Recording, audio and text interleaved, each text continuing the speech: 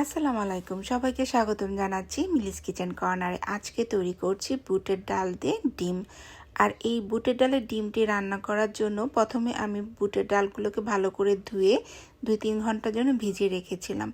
এখন বুটের ডালটি রান্না করতে চলে আসলাম। তার জন্য পরিমাণ মতো তেল দিয়ে সেখানে পেঁয়াজ আর কাঁচামরিচ কিছুক্ষণ ভেজে নিয়ে পরে আদা রসুন বাটা দিয়ে বেশ কিছুক্ষণ কষিয়ে নিয়ে পরে দিয়ে দিয়েছি গুঁড়া মশলা।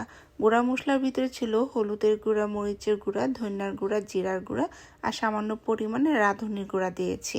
সব কিছু আর লবণও ছিল সাথে অবশ্যই।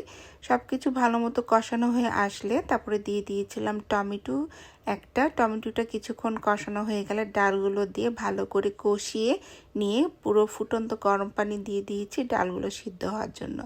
ডাল সিদ্ধ হতে আমি এদিকে ডিম ভাজার জন্য কাঁচামরিচ, পেঁয়াজ, ধনিয়া পাতাও কেটে রেডি করে নিলাম। তারপর এক এক করে ডিমগুলো ভেজে যখন ডালটা সিদ্ধ হয়ে এসেছে পুরোপুরি, তখন এই ডালের উপর ডিমগুলো দিয়ে দিয়েছি। দিয়ে আলতো হাতে ডিমগুলোকে ডালের সাথে মিক্স করে দিয়েছি।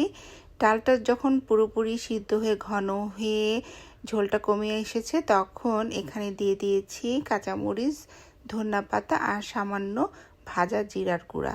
তো এভাবে আজকে তৈরি করে ফেললাম খুবই মজাদার বুটের ডালের ডিম তরকারি।